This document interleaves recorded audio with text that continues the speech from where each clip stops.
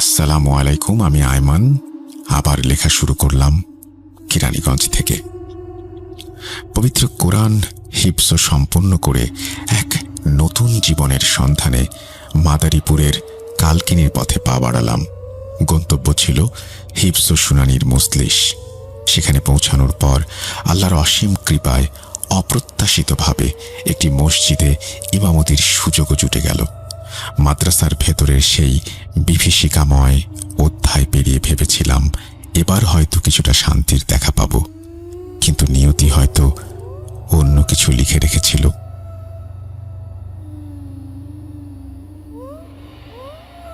একদিন ফজরের নামাজের পর, তখনও আলো পুরোপুরি ফোটেনি, এক প্রবীণ মুসল্লি প্রায় হাঁপাতে হাঁপাতে আমার কাছে ছুটে এলেন।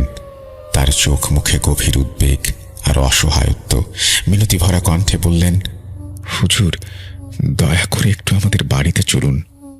তার ব্যাকুলতা দেখে আমি কিছুটা অবাক হলাম। জিজ্ঞেস করলাম, কেন চাচা, কোনো সমস্যা? চাচা এক গভীর দীর্ঘশ্বাস ফেলে বললেন, আর বলো না বাবা, আমার নাতনিটা গত 10-15 দিন ধরে বড়ই কষ্টে আছে। কত ডাক্তার, কত কবিরাজ, কত বড় বড় হুজুর দেখালাম, কিছুতেই কিছু হলো না। তারা যখন আসেন, মেয়েটা একদম সুস্থ হয়ে যায়। তাবিজ কবজ দেয়া শেষ হলেই আবার সেই আগের মতো যন্ত্রণায় ছটফট করতে থাকে।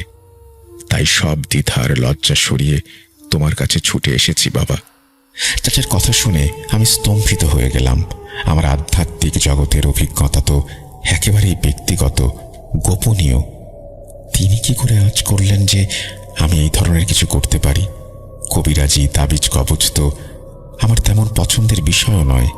তাই খানিকটা নিজেকে গুটিয়ে নিয়ে এড়িয়ে যাওয়ার ভঙ্গিতে বললাম, চাচা, যেখানে এত অভিজ্ঞ ডাক্তার, কবিরাজ আর নামি দামি হুজুররা কিছু করতে পারেননি, সেখানে আমার মতো কোনো সাধারণ কিশোর আপনার কি সাহায্য করতে পারবে?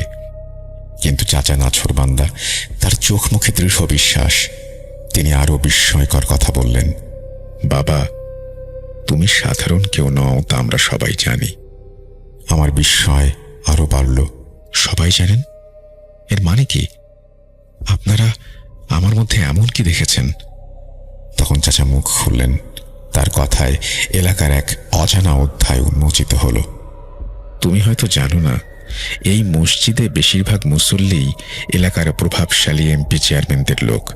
তারা নিজেদের খেয়াল খুশি মতো মসজিদ চালান। আমি গত 25 বছর ধরে এই মসজিদে নামাজ পড়ছি। এমন কোনো শুক্রবার যায়নি যেদিন টাকা তোলা, নাম লেখা আর হুজুরদের বয়ান নিয়ে মসজিদে হট্টগোল হয়নি। কিন্তু তুমি আসার পর থেকে এই সমস্যাগুলো এমন নিখুঁতভাবে সামলেছ যা আগে কেউ পারেনি। আমি বললাম, শুধু এসব গুণ থাকলেই তো কেউ অতি প্রাকৃতিক কিছু করতে পারে না চাচা। তিনি প্রত্যুত্তরে যা বললেন তা আমার কল্পনার বাইরে ছিল। দৃঢ় স্বরে বললেন, হ্যাঁ, আমরাও তাই ভাবতাম যেদিন না তোমাকে মসজিদে রাতে ঘুমোতে দেখেছি। আমার কপালে চিন্তার ভাঁজ পড়ল। মসজিদে ঘুমানোতে আবার সমস্যা কিসের?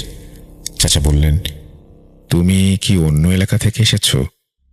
আমার হ্যাঁ সূচক মাথা নাড়াতেই তিনি শুরু করলেন, তাহলে শোনো, এই এলাকায় এমন কেউ নেই যে এই মসজিদ সম্পর্কে জানে না। প্রায় 25 বছর আগে 2 ভাই একসঙ্গে চেয়ারম্যান পদে দাঁড়িয়েছিল। ভোটের ঠিক আগের দিন রাতে এক ভাইকে রহস্যজনকভাবে খুন করা হয়। তাকে এই মসজিদের জমিতেই কবর দেয়া হয়েছিল। তখন থেকেই রাতের বেলা এই কবরের আশেপাশে অদ্ভুত ভয়ঙ্কর সব কাণ্ড ঘটতে শুরু করে, যা এলাকার মানুষের রাতের ঘুম কেড়ে নেয়। তৎকালীন চেয়ারম্যানের নির্দেশে কবরের আশেপাশে রুকাইয়া করে এখানে মসজিদ নির্মাণ করা হয়, এই ভেবে যে হয়তো সমস্যার সমাধান হবে। কিন্তু কিছুতেই কিছু বদলায় না, বরং এই মসজিদটি রাতের বেলায় যেন এক অশরীরী শক্তির দখলে চলে যায়। তিনি 2 বছর আগে এক ভয়ঙ্কর রাতের কথা শোনালেন। বছর 2 আগের কথা। আমরা 5 থেকে 7 জন মুসল্লি এখানে এসে ইতেকাফে বসেছিলাম। রাত তখন খুব বেশি নয়, 11টা কিংবা 11:30 হবে। হঠাৎ এক অদৃশ্য শক্তি আমাদের 7 জনকেই টেনে হিঁচড়ে মসজিদের ছাদে ছুঁড়ে মারল। এরপর যা দেখলাম তাতে আমাদের ভয়ে জান পাখি উড়ে যাওয়া জোগাড়। একটি রক্তমাখা ছুরি হাতে সারা শরীর বিষধর সাপে জড়ানো দেহ থেকে মাথা আলাদা এক বিভৎস মূর্তি। তার চোখে মুখে পচা মাংসের থেকে অজস্র পোকা কিলবিল করছিল, আর সেগুলো খোলসের মধ্যে ঝরে পড়ছিল। আমরা ভয় আল্লাহ আল্লাহ করতে করতে কোনো মতে ছুটে মসজিদের ভেতরে আশ্রয় নিলাম, কিন্তু তাতেও শেষ রক্ষা হলো না। আবারও সেই শক্তি আমাদের টেনে হিঁচড়ে ছাদে নিয়ে আছড়ে ফেলল। আমরা সবাই বুঝলাম এখানে আর এক মুহূর্ত থাকা সম্ভব না। বাধ্য হয়ে ইতেকাফ ভেঙে যে যার বাড়িতে পালিয়ে গেলাম। এরপর বহু বছর এই মসজিদ বন্ধ ছিল। অনেক হুজুর আলেম এসে সমস্যার সমাধান করতে পারেননি, এখানে রাত কাটানোর চেষ্টা করেছেন, কেউ সফল হননি। এই তো মাস দুয়েক আগের ঘটনা, একজন বেশ সাহসী বড় আলেম এখানে ঘুমিয়েছিলেন।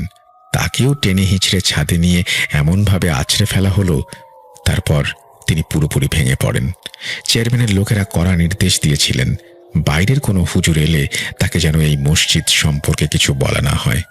তুমি এখানে ঘুমাবে জানলে আমি আগেই তোমাকে সব বলতাম।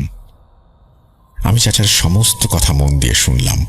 মসজিদটি তাহলে সত্যিই অস্বাভাবিক, কিন্তু এখন অগ্রাধিকার ওই অসুস্থ মেয়েটি। বললাম, চাচা, মসজিদের সমস্যা না হয় পরে দেখা যাবে, এখন চলুন আপনার নাতনিকে দেখে আসি। তার বাড়ির কাছাকাছি পৌঁছাতেই আমার মাথার চুলগুলো স্বয়ংক্রিয়ভাবে কেঁপে উঠল। বিপদ সংকেত। তাকিয়ে দেখি বাড়ির চারপাশে গাছের ডালে দেয়ালে অদ্ভুত ভঙ্গিতে গভীর মনোযোগে বসে আছে 4টি সাদা চোখ বিশিষ্ট 7টি ভয়ঙ্কর দর্শন রাক্ষসে পাখি। এগুলোর উপস্থিতি কোনো স্বাভাবিক ব্যাপার নয়। আমার চোখ যেন মুহূর্তেই একটা কিছু অনুভব করে নিল। ঘরে ঢুকে দেখলাম একজন পর্দানসীন ধার্মিক মেয়ে বিছানায় শুয়ে আছে, কিন্তু এ কি দশা! একেবারে শুকিয়ে কাঠ, যেন কঙ্কালসার। তার শরীর থেকে একটি তীব্র পচা গন্ধ আসছিল, যেন জীবন্ত দেহ পচে গেছে।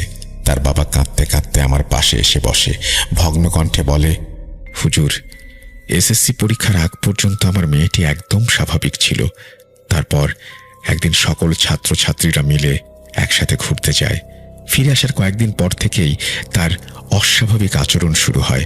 সারাক্ষণ এমনভাবে ছটফট করে যেন কেউ ধারালো ছুরি দিয়ে তার শরীর কাটছে। কি হয়েছে, কেন হচ্ছে, কিছুই বুঝতে পারছি না। আমি চোখ বন্ধ করে ঘটনার গভীরে যাওয়ার চেষ্টা করলাম। অতীন্দ্রিয় উপলব্ধি আমার কাছে সব পরিষ্কার হয়ে গেল। ঘটনাটি আসলে শুরু হয়েছিল একটি নোংরা কুনজর থেকে। হাই স্কুলে পড়ার সময় একটি ছেলে মেয়েটিকে ভালোবাসত, যদিও সেটাকে ভালোবাসা না বলে কুনজর বলাই ভালো। শিক্ষা সফরে গিয়ে ছেলেটি তাকে প্রেমের প্রস্তাব দেয়, কিন্তু মেয়েটি ধার্মিক হওয়ায় তাকে প্রত্যাখ্যান করে। ইসলাম যা সমর্থন করে না তা সে কোনোভাবেই করতে পারবে না। কয়েকবার প্রত্যাখ্যাত হওয়ার পর ছেলেটি রাগে ক্ষিপ্ত হয়ে ওঠে এবং মনে মনে প্রতিজ্ঞা করে, ও যদি আমার না হয় তাহলে কারোরই হতে দেব না। সে এক কুখ্যাত কবিরাজের শরণাপন্ন হয় এবং মেয়েটিকে কালো জাদুর মাধ্যমে বশীকরণ ও সম্মোহিত করার তাবিজ করে। কিন্তু মেয়েটি ধার্মিক এবং আল্লাহর বিশেষ রহমত তার আধ্যাত্মিক সুরক্ষা থাকায় সেই জাদুর কোনো প্রভাব তার উপরে পড়েনি। তখন ছেলেটি কবিরাজকে নির্দেশ দেয় মেয়েটিকে যেন মরণ বাণ মারা হয়। এর জন্য মেয়েটির ব্যবহৃত জিনিসপত্রের প্রয়োজন ছিল। সেই ধূর্ত কবিরাজ তার দুষ্ট জিনদের মাধ্যমে মেয়েটির ব্যবহৃত একটি ব্লেড চুরি করে নিয়ে আসে এবং তাতে ভয়ানক জাদু করে সেটি চালান করে দেয়। উদ্দেশ্য ছিল ব্লেডটি ধীরে ধীরে মেয়েটিকে কাটতে থাকবে, একসময় মেয়েটি মারা যাবে। আমি যখন মেয়েটিকে দেখলাম তখন তার অবস্থা খুবই করুণ ছিল। আর কিছুক্ষণ জাদু চললে হয়তো সে মারাও যেত। সেই পচা গন্ধ আসলে জাদুকৃত শরীরের পচন প্রক্রিয়ার লক্ষণ ছিল। প্রথমে তাকে বাঁচাতে হবে, তারপর সেই জাদু নষ্ট করার পালা। একটি সম্ভাব্য সমাধান মাথায় এলো। 4টি নীলচে চুল তার কোমরে বেঁধে দেয়া হলো, কিন্তু এতে ভবিষ্যতে কোনো ফিতনার আশঙ্কা থাকতে পারে। বিশেষ করে চোখ ধোয়া পানি দিয়ে তাকে গোসল করাতে বললাম। গোসল করানোর পর আমি পূর্ণ বিশ্বাসের সাথে বললাম, আপনার মেয়ে ধীরে ধীরে সুস্থ হয়ে উঠবে ইনশাআল্লাহ। কিন্তু বিপদ তখনও কাটেনি। সেই কালো জাদু সম্পূর্ণভাবে ধ্বংস করার জন্য 7 ফোঁটা তাজা রক্তের প্রয়োজন ছিল, সেই জাদুর উপকরণে ঢালার জন্য। মেয়েটির বাবা মা নিজেদের রক্ত দিতে উদ্যত হলে আমি তাদের থামিয়ে বললাম, আপনারা রক্ত দেবেন কেন? যে নিকৃষ্ট লোকগুলো এই জঘন্য কাজ করেছে তাদের রক্ত দিয়েই আমি এই জাদু নষ্ট করব ইনশাআল্লাহ। মেয়েটির নানা এবং বাবাকে সেই জঘন্য কবিরাজের ঠিকানা দিয়ে বললাম, অমুক জায়গায় গিয়ে অমুক ঠিকানায় ওই কবিরাজকে পাবেন। তার আসনের নিচে একটি ব্লেড পাবেন, সেটি জাদু করা ব্লেড। সেই ব্লেডে কবিরাজের 4 ফোঁটা রক্ত আর ওই ছেলেটির 3 ফোঁটা তাজা রক্ত হাত কেটে ঢেলে দিতে বলবেন। যদি রাজি না হয় তাহলে বলবেন আমি তার জিনদের দিয়েই তাকে শেষ করে দেব। আমার বিশ্বাস ছিল এই হুমকি কাজ করবে। তারা নির্দেশ মতো নির্দিষ্ট জায়গায় গিয়ে সেই কুখ্যাত কবিরাজ এবং জাদুকরা ব্লেডটি খুঁজে পেলেন। আমার নাম এবং জিনদের ভয় দেখিয়ে হুমকি দেওয়ার পর ভয় সেই প্রতারক কবিরাজও করেছিল।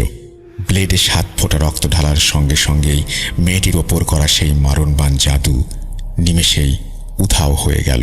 মেয়েটি ধীরে ধীরে সুস্থ হয়ে উঠল। আসলে ধূর্ত কবিরাজ বাড়ির আশেপাশে 7টি দুষ্টু জিন পাহারায় রেখেছিল, যাতে কেউ মেয়েটির চিকিৎসা করতে এলেই সে আগে থেকেই খবর পেয়ে যায়, তার জাদু সাময়িকভাবে বন্ধ করে দিতে পারে, ফলে কেউ যেন আসল সমস্যাটা ধরতে না পারে এবং জাদুর রহস্য উন্মোচিত না হয়। আমি বাড়িতে ঢোকার আগেই আমার তীক্ষ্ণ দৃষ্টি শক্তির মাধ্যমে সেই 6টি জিনকে কাবু করে ফেলেছিলাম, কিন্তু একটি দুষ্টু জিন পালিয়ে গিয়ে সেই শয়তান কবিরাজকে আমার আগমনের খবর দেয়। সে আমার সাথেও তার চালাকি শুরু করে, জাদু স্থগিত করে যাতে আমি বিভ্রান্ত হই, কিন্তু আমার তীক্ষ্ণ দৃষ্টির ক্ষমতার কারণে আমি রহস্য ধরে ফেলেছিলাম। মেয়েটির সমস্যার সমাধান করার পর চাচাকে বললাম, চাচা, আল্লাহর রহমতে আপনার নাতনি এখন পুরোপুরি সুস্থ, কিন্তু এখনো একটা কাজ বাকি আছে, আমার সাথে চলুন। মসজিদে গিয়ে চোখ বন্ধ করতেই যেন সব জলের মতো পরিষ্কার হয়ে গেল। 25 বছর ধরে যে অদৃশ্য শক্তিটা গ্রামবাসীকে জ্বালাতন করছিল, ছাদে টেনে হিঁচড়ে আছড়ে ফেলছিল, সে আসলে খুন হওয়া সেই হতভাগ্য ব্যক্তিরই কারিন জিন। লোকটি নামাজি হওয়ায় তার কারিন জিনের মসজিদে প্রবেশে কোনো বাধা ছিল না। সমস্যা হয়েছিল লাশ দাফনের সময়। কারিন জিনকে দাফন করার যে বিশেষ দোয়া, সেটি ভুলবশত অথবা অজ্ঞাতবশত পড়া হয়নি। এই কারণেই সে মুক্ত অবস্থায় কবরের আশেপাশে উপদ্রব চালাচ্ছিল। সমস্যাটা অনেক পুরনো হওয়ায় পরবর্তীতে হুজুররা পুনরায় জানাজা পড়ে দোয়া করার পরও গ্রামের মানুষ তার উপদ্রব থেকে মুক্তি পায়নি। এর একটা স্থায়ী সমাধান দরকার। নীলচে কালো চুল এমনিতেই আত্মরক্ষার জন্য সেরা, তার সাথে যদি কোরআন তেলাওয়াত যোগ করা হয় তখন তা হয়ে যায় এক অক্ষয় ও অপ্রতিরোধ্য আত্মরক্ষার ব্যবস্থা। তাই আমি আমার 3টি নীলচে চুল উপড়ে তাতে কোরআন শরীফের বিশেষ আয়াত তিলাওয়াত করতে করতে প্রত্যেকটিতে 3টি করে গিঁট দিলাম। তারপর চাচাকে বললাম, এই চুলগুলো একটি সবুজ রঙের তসবির সাথে বেঁধে মসজিদের মিনারের সাথে এমনভাবে ঝুলিয়ে দিন যেন সহজে কারো নজরে না আসে। আমি নিশ্চয়তা দিয়ে বললাম, কোনো রকমের নজরদারির প্রয়োজন নেই।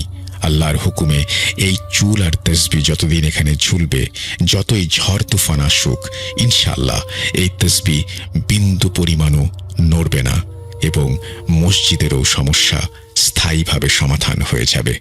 আমার কথা শুনে চাচার মুখে স্বস্তির হাসি ফুটে উঠল। তিনি ধন্যবাদ জানালেন।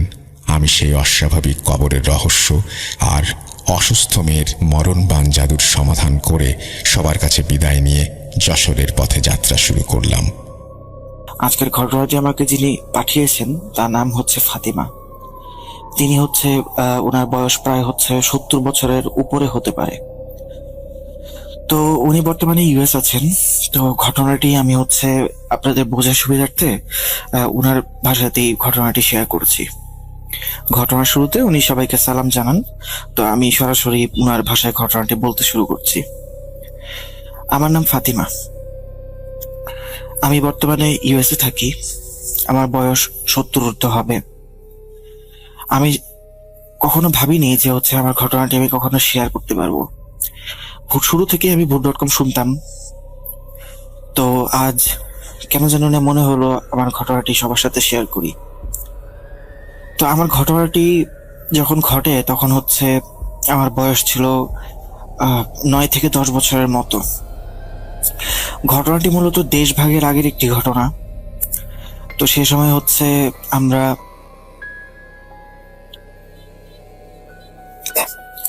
ঘটনাটি 1953-54 দিকে ঘটা একটি ঘটনা। তো অনেক আগের ঘটনা। তো যখন ঘটনাটি ঘটে তখন আমরা এমন একটি জায়গায় থাকতাম যেটাকে মানে আগে, বর্তমানে তো হচ্ছে বাংলাদেশ এবং পাকিস্তান আছে, কিন্তু তখন হচ্ছে সেরকম কিছু ওরকম ভাবে ছিল না। তো আমরা হচ্ছে বাংলাদেশেরই কোনো একটা অংশে থাকতাম। আহ, সে যেখানে আমরা থাকতাম সেখানে আমরা একটি ভাড়া বাসায় থাকতাম। তো কোনো একটি মানে অনিবার্য কারণবশত আমাদেরকে সেই বাসাটি চেঞ্জ করতে হয়। তো আমার পুরো পারিবারিক অবস্থা সেরকম যে মানে খুব ভালো ছিল সেটা বলবো না। তাই হচ্ছে আমরা কিছুটা কম বাজেটের মধ্যে একটি বাসা দেখতে শুরু করি। অনেক খুঁজতে খুঁজতে আমার বাবা একটি বাসা পেয়ে যান এবং কিছুদিনের মধ্যে আমরা সেই বাসায় শিফট হই। সেই বাসায় শিফট হওয়ার পর থেকে মানে আমার কাছে, না শুধু আমার পরিবারের সকলের কাছে, বেশ অবাক করা কিছু ব্যাপার সামনে আসতে শুরু করে। মানে বাসাটার মধ্যে হয়তো বা কোনো সমস্যা ছিল। আগে বাসাটা কিছুটা বর্ণনা দিয়ে নিচ্ছি। বাসাটি বেশ বড় একটি বাসা ছিল। বাসার সাইজ অনুযায়ী বাসার ভাড়া ছিল বেশ কম, তুলনামূলক অনেক কম। তো যেহেতু আমার পারিবারিক অবস্থা তেমন একটা ভালো না, আগেই বললাম, তাই হচ্ছে এই বাসাটি নিতে আমরা মোটামুটি বাধ্যই হই। তো ওই বাসার ভেতরে একটা মানে রুম ছিল, যে রুমের মানে বড় একটি তালা লাগানো ছিল। তো আমরা যখন বাসায় উঠি, ওই তালাটা খোলার পর ওই রুমে যখন যাই, তখন দেখি যে ওই রুমের মধ্যে হচ্ছে শিকল বাঁধা, দেয়ালের মধ্যে মানে ফুটো করে ওখানে হচ্ছে কোনোভাবে শিকল বেঁধে রাখা। আর হচ্ছে রুমের চারপাশে বিভিন্ন কালো কালো দাগ, আর হচ্ছে ছিটা ছিটা দাগ। মনে হয় যে কোনো একটা পানি বা তরল জাতীয় কিছু পড়ার কারণে, অনেকদিন থাকার কারণে সেটা হয়তো বা এরকম কালার হয়ে গিয়েছে। তো সেই বাসায় ওঠার পর থেকে বেশ কিছু আনইউজুয়াল অ্যাক্টিভিটি আমরা খেয়াল করতে থাকি, যেমন হচ্ছে জিনিসপত্র এখান থেকে ওইখানে চলে যাওয়া, তারপর হচ্ছে রাতের বেলা কারো কান্নার আওয়াজ পাওয়া, কারো হাঁটাহাঁটির শব্দ শোনা। এই ধরনের আওয়াজ আমরা প্রায় প্রতিদিনই পাচ্ছিলাম। তো এরকম হতে হতে এক সময় মানে জিনিসগুলোতে আমরা বেশ ইউজ টু হয়ে যাই, কিন্তু তারপরও মানুষের মন তো ভয় তো থাকেই। তো সেই বাসায় ওঠার কিছুদিন পরে হচ্ছে মানে আমি মানে খেয়াল করি যে হচ্ছে আমি যখন ওয়াশরুমে যাই তখন মনে হয় যে কেউ আমার পেছন পেছন আসছে। এবং মাঝে মাঝে হচ্ছে মুখ ধুয়ে যখন ওয়াশরুমের আয়নাটার দিকে তাকাতাম, তখন মনে হচ্ছে আমার মধ্যেই কাউকে আমি দেখতে পেতাম, এরকম মনে হতো। তো এইগুলো চলছিল। অন্যদিকে হচ্ছে আমার মায়ের ব্যাপারে একটু বর্ণনা দিয়ে নেই। আমার মা খুব রক্ষণশীল পরিবারের এক মেয়ে ছিলেন। আর আমার যে নানি ছিলেন, তিনি মানে যতটুকু আমি জানি, যদিও নানির ব্যাপারে আমি তেমন একটা জানি না, আম্মুর কাছ থেকে শোনা ছাড়া তেমন একটা শোনা হয়নি। নানিকে আমি জীবনে দেখেছিও হয়তো বা খুব কম, তার সাথে আমার তেমন একটা দেখা সাক্ষাৎ হয়নি। আর তার শেষ বয়সে তার সাথে আমি বেশ কিছুদিন ছিলাম, সেটা আমি ঘটনার পরবর্তী অংশে আপনাদেরকে জানাচ্ছি। তো আমার নানি মানে লোকমুখে শোনা যায় এবং মায়ের কাছ থেকেও শুনেছি, আমার নানির নাকি জিন পালতেন। উনি ভীষণ পরহেজগার একজন মহিলা ছিলেন। এখন নানির কাছে যেতে সবসময় আম্মু আমাদেরকে নিষেধ করতেন, আমাদেরকে নিয়ে যেতেন না। আমার পরিবারে আমি, আমার ভাই, আমার বাবা এবং মা ছিলাম। তো আমরা যখন আম্মুকে জিজ্ঞেস করতাম যে আম্মু নানি বাড়িতে একবার যাই, নানিকে একটু দেখে আসি, এই কথাটা বলার আগ পর্যন্ত আমি নানিকে কখনোই চোখের দেখা দেখিনি। আম্মু সবসময় বলতো যে না, সেখানে যাওয়া যাবে না, যখন সময় হবে আমি তখন নিজেই নিয়ে যাব। তো হচ্ছে আমি এটাও দেখতাম যে নানি যদি খুব বেশি অসুস্থ না হতেন বা হচ্ছে কোনো ইমার্জেন্সি না হতো, আম্মু নিজেও নানি বাড়িতে যাওয়াকে বেশ অ্যাভয়েড করতেন, উনি খুব একটা যেতে চাইতেন না। আমি এটাও দেখতাম যে যখন হচ্ছে আম্মু যেতেন, গিয়ে হচ্ছে ম্যাক্সিমাম 2 ঘন্টা বা 2.5 ঘন্টার মধ্যে বাসায় ফিরে আসতেন। তো এভাবেই সবকিছু চলতে থাকে, আর আমাদের বাসার সমস্যাগুলো তো লেগেই থাকে। তো আমি মাঝে মাঝে আম্মুকে বলতাম, আম্মু তুমি একটা কাজ করো না, তুমি যেহেতু বলো যে নানি জিন পালে, আর আমাদের বাসায় যেহেতু এরকম সমস্যা হচ্ছে, এটা তো কোনো মানুষ ঘটিত সমস্যা হতেই পারে না, কারণ হচ্ছে এই বাসায় তো আর কেউ থাকে না, আমরা 4 জন ছাড়া। তো আমরা 4 জন এক রুমে ঘুমালেও যেহেতু এই সমস্যাগুলো হচ্ছে, তাহলে তো হয়তো বা কোনো সমস্যা রয়েছে এরকম, তো নানির সাথে একটু কথা বলো। কিন্তু আম্মু পারতপক্ষে নানির সাথে কথা বলে অ্যাভয়েডই করতেন। তো মূল ঘটনায় ফিরি। আমার হচ্ছে মা একদিন রান্না করতে গেলেন রান্নাঘরে। আমি, আমার বাবা আর ছোট ভাই বসে বসে গল্প করছিলাম। তো এমন সময় হচ্ছে মানে হুট করে আমরা আম্মুর খুব জোরে একটা চিৎকার শুনতে পাই। তো চিৎকারটি শুনতে পেয়ে আমরা যখন মানে আমার কাছে যাবো যাবো চিন্তা করি, কিন্তু আমরা কেন জানি না তিনজনই কেমন জানি ফ্রিজ হয়ে যাই। মানে যাও যেতে চাচ্ছি কিন্তু কেন জানি যাচ্ছি না। খুব অদ্ভুত একটা ফিলিং ছিল। তো কিছুক্ষণ পর মানে আম্মু আসে, প্রায় 5 থেকে 7 মিনিট পর আম্মু নিজেই আমাদের রুমে আসেন। আসার পর হচ্ছে আব্বুর সাথে রাগারাগি করতে শুরু করেন যে আমি এত জোরে চিৎকার দিলাম, তুমি কি শুনতে পাওনি নাকি যে আমি চিৎকার দিচ্ছি? কোনো একটা সমস্যা হয়েছে তাই তো চিৎকার দিছি, তুমি কি এখানে যেতে পারতে না? তো তখন আব্বু হচ্ছে আম্মুকে বসানোর পর শান্ত করে বলেন যাচ্ছে কি হয়েছে আমাকে একটু বলো। তখন আম্মু তার গলার দিকে মানে হাত দিয়ে দেখিয়ে দেন যে দেখো এখানে কি হয়েছে। পরে আব্বু আম্মুর গলার দিকে তাকিয়ে দেখেন আম্মুর গলার অনেকটা অংশ পুড়ে গেছে। তো আব্বু জিজ্ঞেস করে যে এটা কিভাবে হলো। তখন আমার আম্মু যা বলে তা হচ্ছে, আমি রান্না করছিলাম, মনে হলো পেছন থেকে কেউ এসে আমার গলায় হাত দিল, সজোরে হাত দিল। আর তার হাত ছিল প্রচন্ড রকমের গরম। সেই হাত লাগার সাথে সাথে আমার মনে হলো যে আমার এখানে যন্ত্রণা শুরু হলো, পুড়ে যাচ্ছে, এত গরম লাগছিল আমার, তাই আমি চিৎকার দিয়েছি। তো আব্বু যখন দেখেন তখন দেখেন যে সেখানে পুরোপুরি বোঝা না গেলেও একটা হাতের শেপের মতো কিছুটা বোঝা যাচ্ছে। তো আব্বু তখন আম্মুর সেখানে হচ্ছে মানে পানি ঢালেন, বরফ লাগান আর হচ্ছে মলম লাগিয়ে দেন। তো এইভাবে এই ঘটনাটা চলে গেল। তারপর একদিন হচ্ছে আমি মানে কোনো একটা কাজে বাইরে গিয়েছিলাম, মানে কোনো একটা দরকারে দোকানে গিয়েছিলাম আশেপাশের কোথাও। তো হচ্ছে যখন আমি বাসায় ফিরলাম তখন দেখলাম যে একটা মহিলা, মানে মহিলাটার মানে আমাদের বাসায় থাকার কোনো কথাই না। আমি তখন হচ্ছে বাসায় গেলাম, আমি বেশ অবাক তাকে দেখে। আমি বাসায় ঢুকে তারপরে আম্মুকে জিজ্ঞেস করলাম, আম্মু তুমি কি কোনো মানে কাজের মহিলা আনছো নাকি, যে আমি যে এক মহিলাকে দেখলাম? তখন আম্মু বললো, না আমি কাজের মহিলা কেন আনবো, আমাদের কি আর্থিক অবস্থা সেরকম ভালো যে আমরা কাজের মহিলা আনতে পারি? তারপর হচ্ছে আমি তখন আম্মুকে সবকিছু জানালাম। আম্মু তখন বললো যে তোমরা আর ওই রুমের দিকে যেও না। তারপর আমি ওই মহিলাকে এরপরে প্রায় সময় দেখা শুরু করি।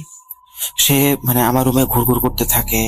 তারপরে হচ্ছে মানে স্বপ্নে আসে, স্বপ্নে এসে আমাকে বেশ উল্টাপাল্টা কথা বলে, যেমন এই বাসা ছেড়ে দাও, এই বাসা আমার, এই বাসা আর কারো না, এখানে আমি যা যাবো তাই হবে, অন্য কেউ থাকতে পারবে না, থাকলে আমি মেরে ফেলবো, এই ধরনের কথাবার্তা বলে। মানে যতভাবে একজন মানুষকে ভেতর থেকে ভেঙে ফেলা যায় ঠিক সেই রকম কথাগুলো সে আমাকে বলতে শুরু করে। তো হচ্ছে এক পর্যায়ে আমি আর সহ্য করতে না পেরে আমি আম্মুকে তখন বলি যে আম্মু আমার সাথে তো এরকম হচ্ছে। তো আম্মু আমার কথা শোনেন। আমি আম্মুকে এরপরও বলি যে আম্মু তুমি একটু নানুর সাথে দয়া করে যোগাযোগ করো। আম্মু তারপরও তেমন একটা প্রতিক্রিয়া দেখান না।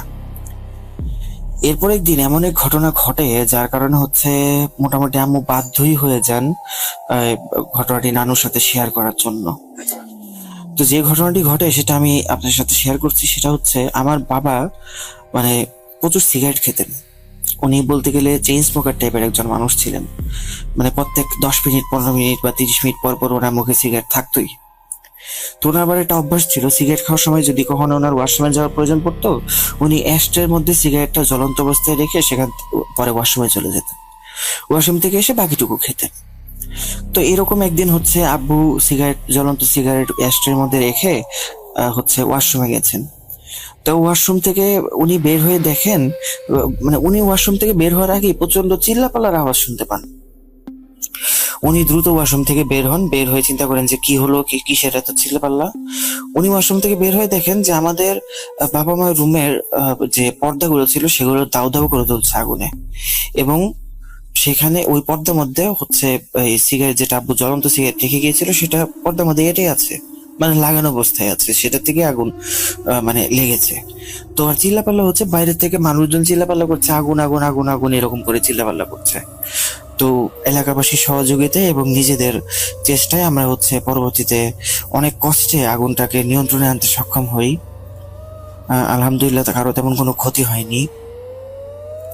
এসব কিছুর পর হচ্ছে আম্মু আব্বুকে প্রচন্ড বকাবাদি করতে শুরু করে যে তুমি এভাবে সিগারেট খাও, তুমি সিগারেট মানে জ্বলন্ত অবস্থায় রেখে গেছো, কোন খেয়ালে খাইছো, এই জন্য এরকম হয়েছে, এতে অনেক বড় ক্ষতি হতে পারতো। কিন্তু আব্বু বারবার হচ্ছে মানে আমার মানে মৃত দাদির কসম খেয়ে বলছিল যে আমি সিগারেট অ্যাশট্রে দিয়ে রেখে গেছি, আমি কি পাগল নাকি যে সিগারেট আমি ইয়াতে জানলার মধ্যে বা হচ্ছে পর্দার সাথে লাগিয়ে লাগিয়ে রেখে যাব।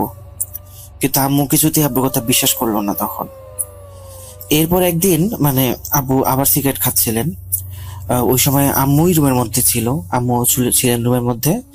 তো সেই দিন আবার একই কাহিনী ঘটে। আম্মু খুব ভালো মতোই খেয়াল করেন যে আব্বু সিগারেটটা ওইখানে রেখে গেছে, কিন্তু হুট করে মানে পর্দার নিচ থেকে আম্মু দেখেন যে মানে আগুনের ফুলকি বের হওয়া শুরু হয়েছে।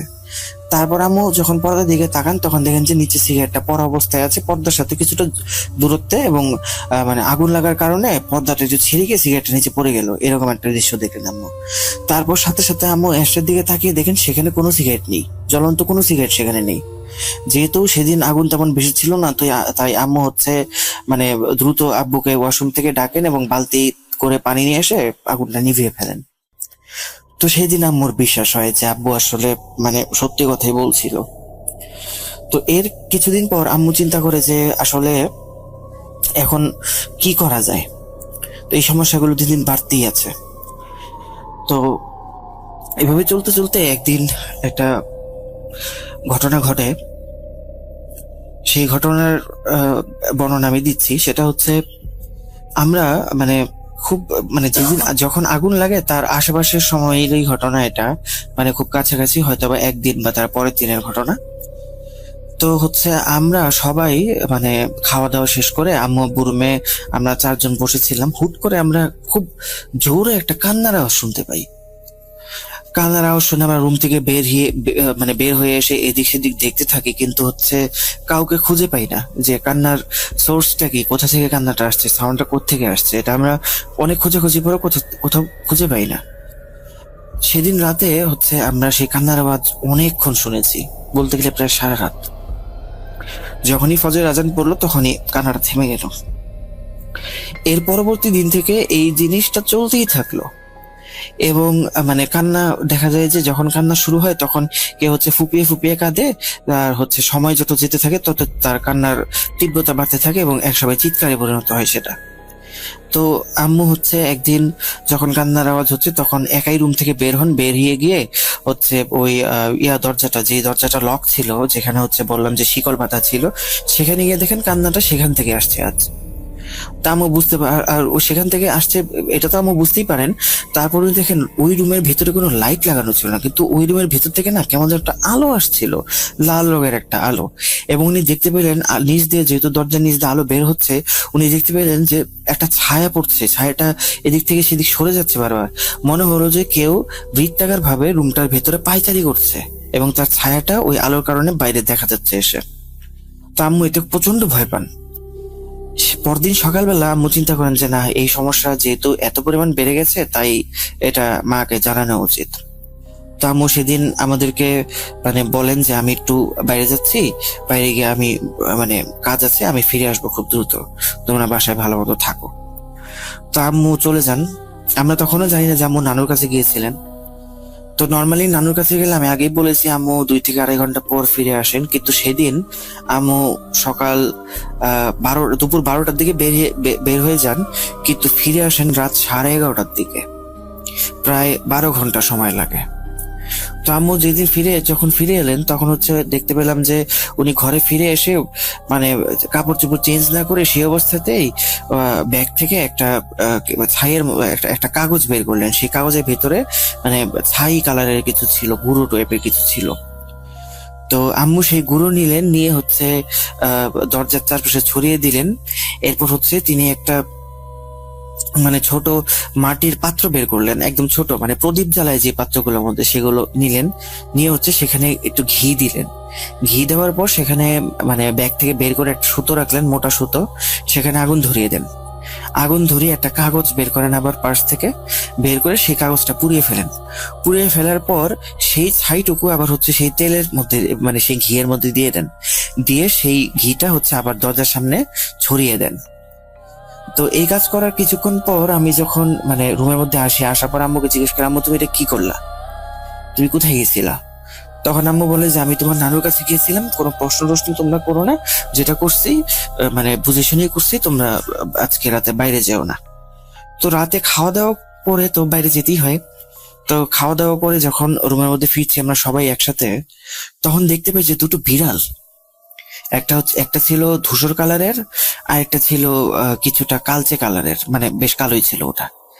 এই বিড়াল দুটি ছিল স্বাভাবিক বিড়ালের থেকে বেশ বড় সাইজের, এবং মানে বিড়াল দুটি কাউকে দেখে ভয় পাচ্ছে না। আমরা যে চারটা মানুষ সেখান থেকে হেঁটে যাচ্ছি, মনে হয় যে ওদের মানে কোনো প্রতিক্রিয়াই নেই। ওরা মানে অপর দিক থেকে আমাদের দিকে এগিয়ে আসছে, এবং এগিয়ে এসে হুট করে করলো কি, ওই রুমটার সামনে দাঁড়িয়ে পড়লো। আমাদেরকে দেখে ওই রুমের সামনে মানে ওই বন্ধ রুমটার সামনে দাঁড়িয়ে পড়লো। পরে মানে হুট করে মনে হলো যে একটা বিড়াল ইশারা দিয়ে মাথাটা একটু নাড়িয়ে মানে বোঝাতে ছিল যে আমরা যাতে ভেতরে চলে যাই। আমি জানি না আমি আসলে সঠিক দেখেছি কিনা, আমার কাছে যেটা মনে হলো সেটাই বললাম। তো আমরা রুমে চলে যাই। সেদিন রাতে মানে মনে হয় যে আমাদের বাড়িতে ভূমিকম্প চলছে।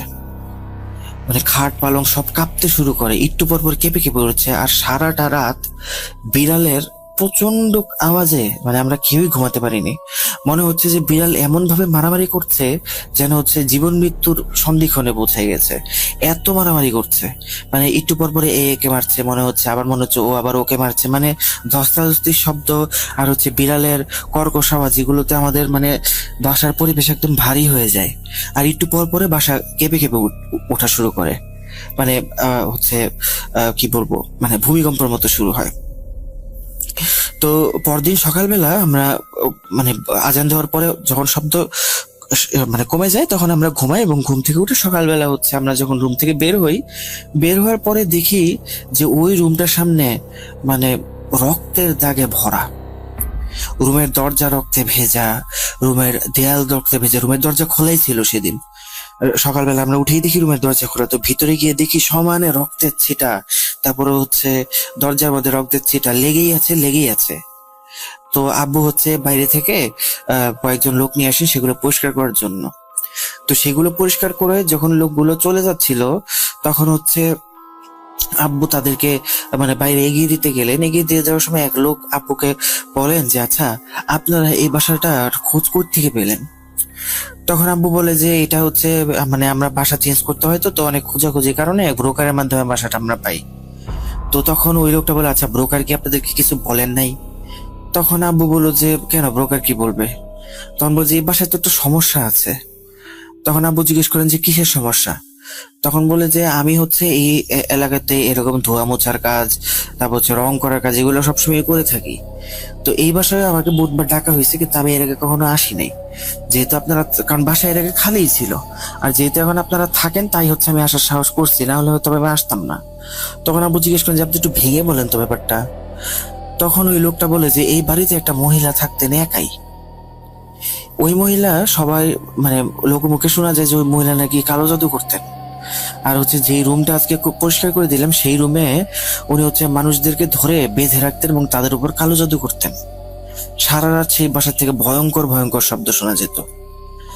তো ভয়ে কেউ হচ্ছে তার বাসায় যেত না বা তার ব্যাপারে কেউ কমপ্লেন করতো না, কারণ হচ্ছে মানুষ যখন চিন্তা করতো এই মহিলা তো কালো জাদু করে, যদি হচ্ছে মানে আমরা তার ব্যাপারে নালিশ করি বা তাকে আটকাতে যাই তাহলে যদি আবার আমাদের উপর জাদু করে দেয় তাহলে তো সমস্যা। তাই ভয়ে কেউ যেত না। কিন্তু এক এলাকাবাসী একবার করছিলেন কি, এরকম সমস্যা দেখে উনি আর থাকতে না পেরে, মানে ওই বাসারই প্রতিবেশী ছিলেন তিনি, উনি থাকতে না পেরে উনি মানে পুলিশে কমপ্লেন করেন। তো পুলিশ এসে সেই মহিলাকে ধরে নিয়ে যায় এবং সেখান থেকে মানুষের কঙ্কাল হাড্ডি মানে মৃতদেহের ধ্বংসাবশেষ সেগুলো উদ্ধার করা হয়। পরবর্তীতে সেই মহিলাকে যাবজ্জীবন কারাদণ্ড দেওয়া হলেও সেই মহিলা হচ্ছে জেলখানার ভেতরেই মানে হচ্ছে কোনোভাবে আত্মহত্যা করে। এরপর থেকেই বাসা খালি ছিল, প্রায় 10-15 বছর খালি ছিল। আপনারা এই প্রথম হচ্ছে 10-15 বছর পরে থাকতে এলেন। তখন হচ্ছে আব্বু বেশ ভয় পান এগুলো শুনে ভয় পাওয়ার পর আব্বু হচ্ছে আম্মুর কাছে এসে সবকিছু বলেন। তখন আম্মু বলেন যে তুমি যে আমাকে এগুলো বললা এগুলো আমি আগে থেকেই জানি। তখন আব্বু বললেন যে তুমি জানো তাহলে তুমি আমাকে বললো না কেন? তখন আম্মু বলেন যে আমার মায়ের কাছে ওই দিন গিয়েছিলাম না, আমার মাই আমাকে সবকিছু জানিয়েছেন। তো এই সমস্যাগুলো এখন আর নেই, এটা আর কোনো প্রবলেম হবে না। সমস্যা তো ছিল না, কিন্তু হচ্ছে আমাদের আর্থিক অবস্থা ধীরে ধীরে আরো খারাপ হতে থাকে। এমন হচ্ছিল যে ওই বাসায় থাকার পর থেকে আমাদের আর্থিক অবস্থা মানে ক্রমাগত খারাপ হয়েই চলেছে, ভালো হওয়ার কোনো নাম নেই। পরবর্তীতে এমন অবস্থা হয় যে আমরা বাসা ভাড়ার এফোর্ড করার যোগ্যতা আমাদের থাকে না।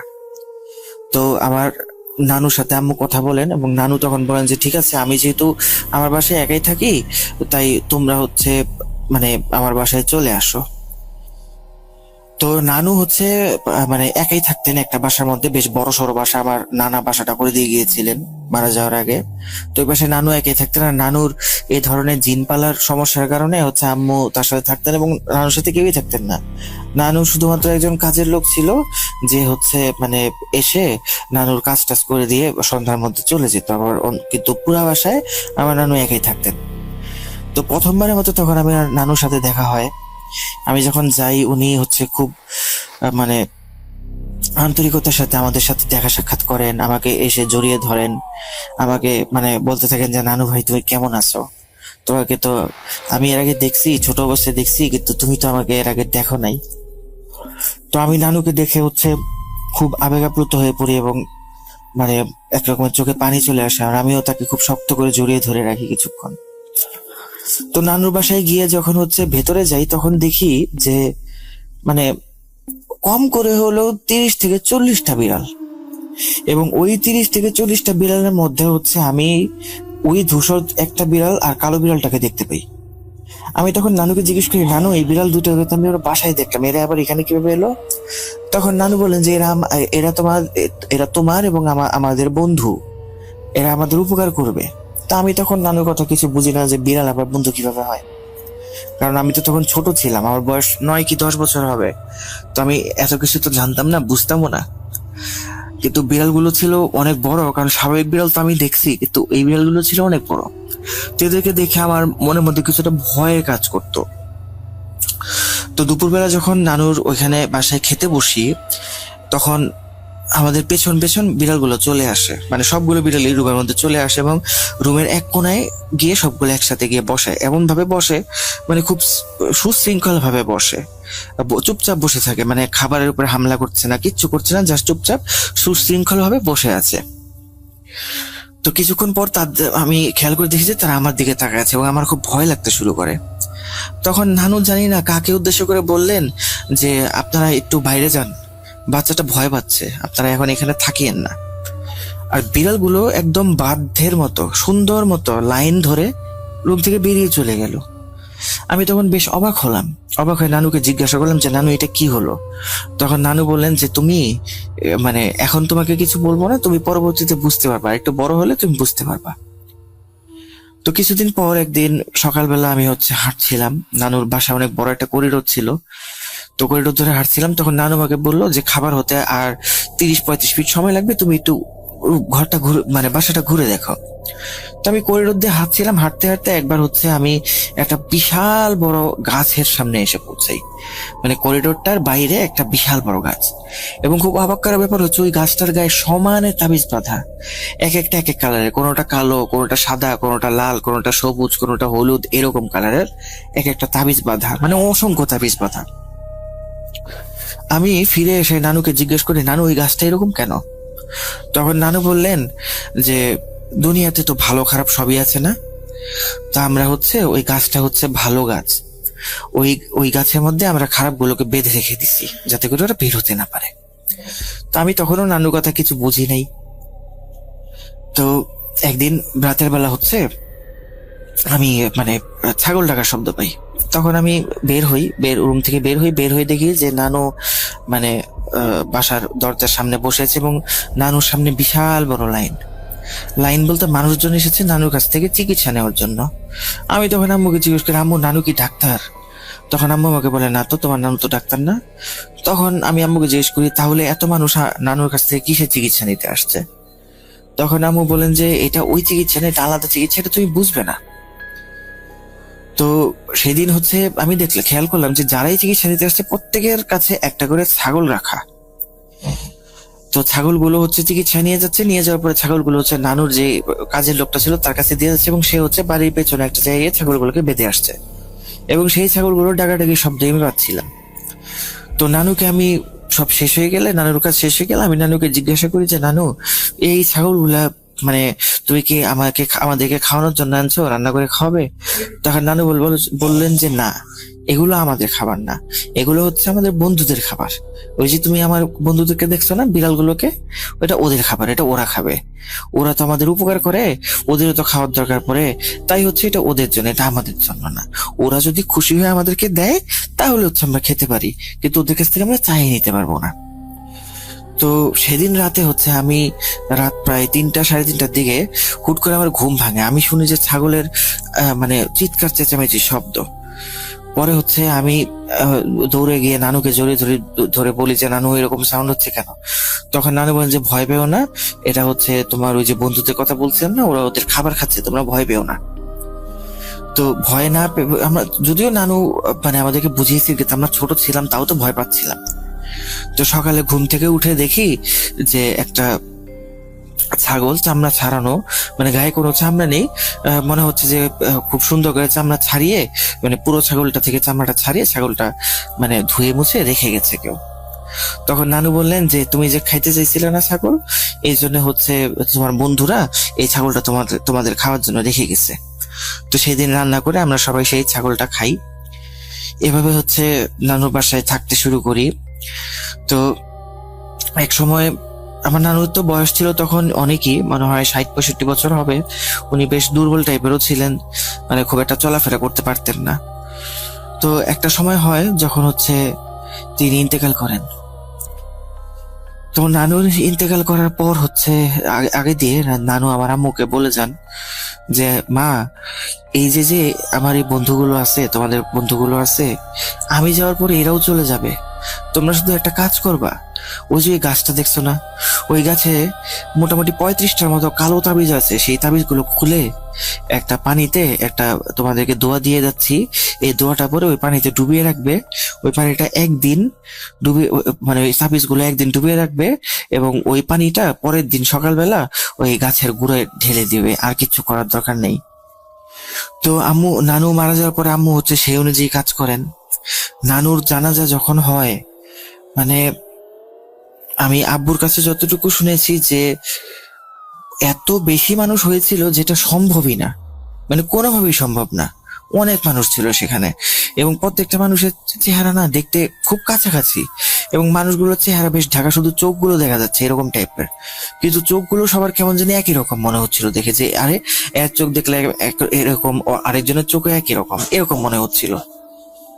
তো নানু মারা যাওয়ার পর হচ্ছে আম্মু নানুর কথা মতো কাজগুলো করেন। নানু যতদিন পর্যন্ত আম্মু সেই কাজগুলো না করেন, ততদিন পর্যন্ত সেই বিড়ালগুলো আমাদের বাসায় ছিল, আশেপাশে ঘুরঘুর করতো, কিন্তু খুব কান্নাকাটি করতো। মানে দেখা যেত যে কোথাও বসে খুব চিৎকার করছে, দেখে মনে হচ্ছে যে খুব কান্নাকাটি করছে, এরকম করতো। তো আম্মু যখন নানুর বলা কাজগুলো করেন, তারপর দিন থেকে একটা একটা একটা একটা করে বিড়াল মানে গায়েব হতে শুরু করে। পরবর্তীতে একটাই বিড়াল থাকে, সেই বিড়ালটা আম্মুর সাথেই ছিল।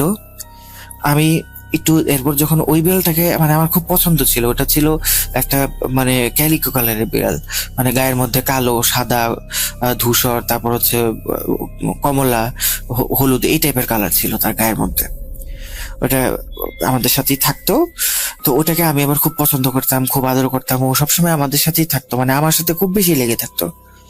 তো ওই বিড়ালটা একদিন হচ্ছে মানে হুট করে হারিয়ে যায়।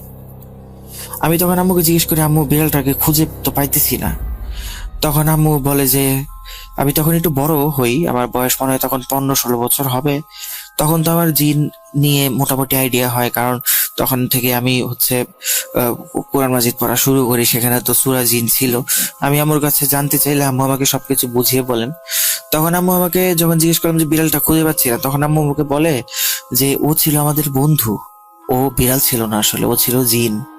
ও বিড়ালের রূপে আমাদেরকে রক্ষা করত, একটাই ছিল, বাকিগুলো সব আগে চলে গিয়েছিল। তোমার নানু ওর কাছে অনুরোধ করে গিয়েছিল যে ও যাতে ওর শেষ বয়স পর্যন্ত থাকে, এবং ও অনেক বয়স্ক ছিল। আসলে সত্যি কথা কি, ও মারা গেছে। ও বুঝতে পারছিল যে ও মারা যাবে, তাই হচ্ছে ও চলে গেছে। ও তোমার নানুকে বলে গিয়েছিল যে যখন ওর মনে হবে যে ওর শেষ সময় ঘনিয়ে আসছে, ও চলে যাবে, আর যদি ও মারা যায় তাহলে ও একটা সাইন দিয়ে যাওয়ার কথা বলছিল, যে ওই বট গাছের মধ্যে আর একটা কালো তাবিজ পাওয়া যাবে বাঁধা অবস্থায়। তো আমি গত 2 দিন আগে সেই বট গাছে এই একটা কালো তাবিজ বাঁধা অবস্থায় দেখছি, তার মানে ওই জিনটা মারা গেছে।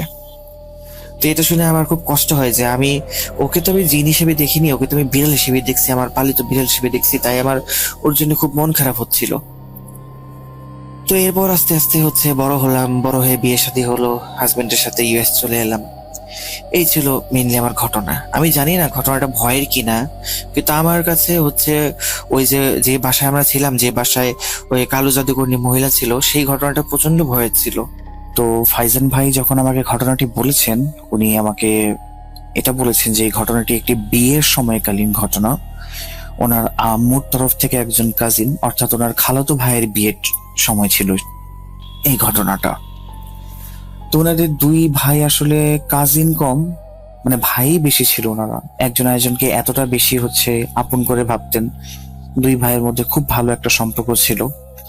তো সম্পর্ক ছিল বলার কারণটা আপনারা অবশ্যই শেষে জানতে পারবেন, সো ঘটনাটি মনোযোগ দিয়ে শুনবেন আশা করি। তো ফাইজান ভাই বলেন যে যখন ওনার কাজিনের বিয়ে ঠিক হয়, ওনাদের ইচ্ছা ছিল যে দুই কাজিনের একসাথেই বিয়ে ঠিক হবে এবং ওনারা একই দিনে বিয়ে করবেন, কিন্তু আসলে এটা হয় না। আল্লাহ তালার ইচ্ছা হয়তো অন্যরকম ছিল। তো ওনার খালাতো ভাইয়ের বিয়েটা আগে আগে ঠিক হয়ে যায়। তো ওনার খালাতো ভাইয়ের বিয়ে যখন ঠিক হয়, তখন ওনারা একটা রিসোর্টের মতো একটা জায়গা, ওনারা ফুল একটা এনজয়মেন্ট বা ফুল ভাইবটাকে ধরে রাখার জন্য ভাড়া করে ফেলে। তো রিসোর্টের ঠিকানাটা আমাকে উনি বলতে মানা করায়, আমি আপনাদেরকে ঠিকানাটা বলতে পারছি না, সেজন্য আমি আন্তরিকভাবে দুঃখিত। তো ঘটনায় ফিরি। তো রিসোর্ট ভাড়া করার পরে ভাই মানে ফাইজান ভাই মোটামুটি প্রায় 1 মাসের ছুটি নিয়ে ফেলেন ওনার কাজিনের বিয়েতে সামিল হওয়ার জন্য। তো যেদিন ওনারা সেখানে যান, তখন দেখেন যে একবারে এলাহি কাণ্ড। আশেপাশে এত সুন্দর লাইটনিং, তারপরে এত এত বিভিন্ন ধরনের প্লে প্রোগ্রামস, সুইমিং পুল, গান বাজনা, ক্রিকেট গ্রাউন্ড, তারপর সন্ধ্যের দিকে ছেলে মেয়ে মানুষের গানের প্রতিযোগিতা। মানে একটা বিয়েতে যতটুকু এনজয় করা যায় আর কি। এরপরে কাজিনদের হ্যাং আউট, মানে অনেক কিছুই, অনেক এলাহি ব্যাপার। তো মোটামুটি প্রথম দিন যখন সমস্ত প্রোগ্রাম শেষ করে ফাইজান ভাই রাতে শুতে আসেন, তখন ওনার জন্য একটা ইন্ডিভিজুয়াল রুম ব্যবস্থা করা হয়, যেহেতু উনি গেস্ট।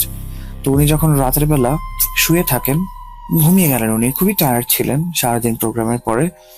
তো উনি যখন ঘুমাচ্ছিলেন, তখন উনি একটা স্বপ্ন দেখেন, খুবই অদ্ভুত একটা স্বপ্ন দেখেন।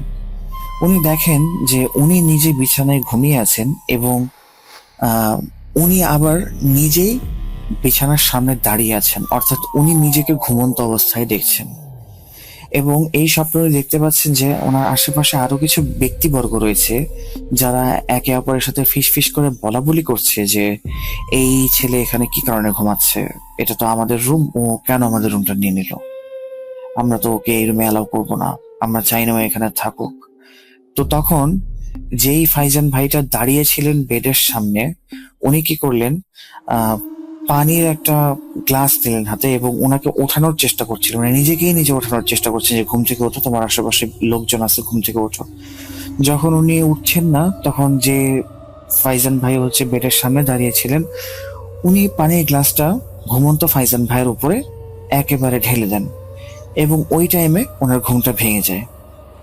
তো আমি লিসনারদের বোঝার সুবিধার্থে আরেকটু সুন্দর করে বলি বিষয়টা, যে ফাইজান ভাই যে ড্রিমটা দেখছিলেন, সেই ড্রিমের ভেতরে উনি নিজেকেই নিজে দেখছিলেন এবং নিজের দুইটা অবয়ব দেখছিলেন, যেখানে একজন ঘুমাচ্ছিলেন এবং একজন নিজেকেই দেখছিলেন। আশেপাশে অনেক লোক ছিল যারা কথাবার্তা বলছিল যে এই ছেলে কি কারণে আমাদের ঘরে, এটা তো আমাদের জায়গা। তো উনি নিজেকেই এই অবস্থা থেকে ঘুম থেকে তোলার জন্য নিজের উপরে পানি ছিটকে মারেন। তো এই পানিটা যখন ওনার মুখে লাগে, তৎক্ষণাৎ ওনার ঘুমটা ভেঙে যায়। উনি ঘুম থেকে উঠে চিন্তা করেন যে এটা আবার কেমন স্বপ্ন, কেমন কনফিউজিং একটা ড্রিম, এমন ড্রিম আবার আসে নাকি। তো উনি এটাকে জাস্ট একটা ড্রিম ভেবে বিছানা থেকে উঠে জানালার কাছে গিয়ে সিগারেট খাওয়ার চেষ্টা করছিলেন। এই টাইম উনি দেখেন কি যে ওনার গেঞ্জি এবং ওনার গেঞ্জি এবং আশেপাশের বিছানার চাদর ভেজা, ওনার মুখ পর্যন্ত ভেজা, চুল পর্যন্ত ভেজা। উনি ভাবছিলেন কি যে ভয় হয়তো উনি ঘেমে গেছেন, কিন্তু ওনার লোয়ার বডি যেটা ছিল বুকের নিচ থেকে সেই জায়গায় কিন্তু একটু ভেজা নেই। ঘামলে তো একটা মানুষের সম্পূর্ণ শরীর ঘামে, কিন্তু উনি শুধুমাত্র আপার বডি ওনার ঘামা ছিল। তো উনি চিন্তা করলেন কি এটা কেমন ড্রিম যে আমি স্বপ্ন দেখলাম যে আমি নিজেকে পানি মারলাম, আর এদিকে দেখা যাচ্ছে যে আসলেই আমার গায়ে পানি। এটা কেমনে সম্ভব? আচ্ছা যাই হোক, সকালে আম্মুর সাথে এই বিষয়ে কথা বলবো নি। তো উনি উঠলেন, হাত মুখ ধুলেন, ধুয়ে জানালার কাছে যখন যাবেন, তার আগে যখন উনি মুখে টয়েল দিয়ে মুছতে ছিলেন, তখন উনি শুনলেন কি যে যেই জানালাটা যেই মানে কাঁচটা আছে, সেই কাঁচের মধ্যে কেউ নক করছে। তো উনি যখন পর্দাটা সরালেন তখন সেখানে উনি কাউকেই দেখতে পেলেন না। এরপর এই জিনিসটা নিয়ে উনি বেশ একটা ভাবেন নাই, কারণ অনেক বড় রিসোর্টের মতো একটা জায়গা, আশেপাশে অনেকগুলো রুম, তো অন্য রুমের থেকে এরকম শব্দ আসতে পারে। তো এই শব্দের কথাটা উনি ভুলে যান এবং এই ড্রিমটা যেটা দেখলেন উনি, এই ড্রিমের উপরে উনি কনসেন্ট্রেশন রাখতে শুরু করেন, যেটা কি হলো না হলো ভাবতে থাকেন। তো এই ভাবতে ভাবতে উনি মোটামুটি প্রায় 5-6টা সিগারেট খেয়ে ফেলেন, এবং যখন এত এত সিগারেটের ইফেক্টে ওনার ব্রেইন প্রায় কাজ করা বন্ধ করে দেয়, তখন উনি শুয়ে পড়েন এবং ঘুমিয়ে পড়েন। তো পরদিন সকালে উঠে উনি কাজিনের বিয়ের যে একটা প্রোগ্রাম, বিভিন্ন ধরনের কাজ চলছে, সবাই খুব খুশি, এবং সবার কথাবার্তা শোনার পরে উনি এই রাতের ঘটনাটা আসলে ভুলে যান। তো রাতের ঘটনা ভুলে যাওয়ার পরে সারাদিন এনজয়মেন্ট হয়, এবং এনজয়মেন্টের পরে সন্ধেবেলায় কাজিনরা মিলে ঠিক করে যে ওনারা কোনো একটা জায়গায় ঘুরতে যাবেন, হ্যাং আউট করবেন। তো উনি চিন্তা করলেন কি আচ্ছা ঠিক আছে, হ্যাং আউট তো করা যায়, কিন্তু আমি তো একটু টায়ার্ড হয়ে গেছি, আর আমি ঘেমেও গেছি অনেক, তো আমার একটু শাওয়ার নেওয়া দরকার। তো উনি ওনার বাকি কাজিনদেরকে বললেন কি যে তোমরা 10-15 মিনিট একটু অপেক্ষা করো, আমি একটু শাওয়ার নিয়ে আসতেছি, চিন্তা করো না, আমি তাড়াতাড়ি চলে আসবো। তো উনি রুমে গেলেন, রুমে গিয়ে রুমের দরজাটা লক করে উনি শাওয়ারে চলে গেলেন। তো ওনার একটা বাজে অভ্যাস ছিল, উনি মাঝে মাঝে শাওয়ারে যাওয়ার সময় গামছা, তাওয়াইল বা আপনার কাপড় চোপড় উনি এগুলো নিয়ে যেতেন না, মাঝে মাঝেই ভুলে যেতেন। তো ওনার এই খারাপ অভ্যাসটা শুরুতে সামাল দিত ওনার আম্মু যখন উনি ছোট ছিলেন। এরপরে বড় হওয়ার পরে যখন ওনার ছোট ভাইয়ের সাথে উনি রুম শেয়ার করতেন, তখন ওনার ছোট ভাই এই দায়িত্বগুলো পালন করতে ভুলে গেল। যে নাও, ভাইয়া যখন ডাক দিত যে এই আমার জামা কাপড় আর টয়েল দিয়ে যা, তো তখন ওনার ছোট ভাই এই জিনিসগুলি দিয়ে দিতেন। তো সেদিনও উনি আর টাওয়াইল, তারপরে কাপড় চোপড় কোনো কিছুই নিয়ে যান নাই ওয়াশরুমে। তো মোটামুটি 10-12 মিনিট সুন্দর করে গোসল করার পরে ওনার মনে হচ্ছিল যেন উনি নিজের ওয়াশরুমেই গোসল করছেন। উনি যে রিসোর্টে বা অন্য কোনো জায়গায় নিজের বাসা যে নাই টানানোর, এটা ওনার মাথায় ছিলই না। উনি গোসল করার পরে অ্যাজ ইউজুয়াল দেখলেন যে উনি টাওয়েল বা কোনো কাপড় চোপড় আনেন নাই। এটা দেখে উনি কি করলেন, ওয়াশরুমের দরজাটা খুলে হাতটা বাড়িয়ে ওনার ভাইয়ের নামটা ধরে ডেকে বললেন কি আমার টাওয়েল আর কাপড় চোপড় দিয়ে যা। তো প্রথমে কেউ দেয় না, 2-3 বার ওনার ভাইয়ের নাম ডাকার পরে ওনার হাতে টাওয়েল এবং কাপড় চোপড় চলে আসে। তো উনি এরপরে কি করেন, কাপড় চোপড় পরে ড্রেস ঠিকঠাক মতো রেডিমেডি হয়ে উনি যখন বের হন ওয়াশরুম থেকে, তখন উনি ঝাটকাটা খান।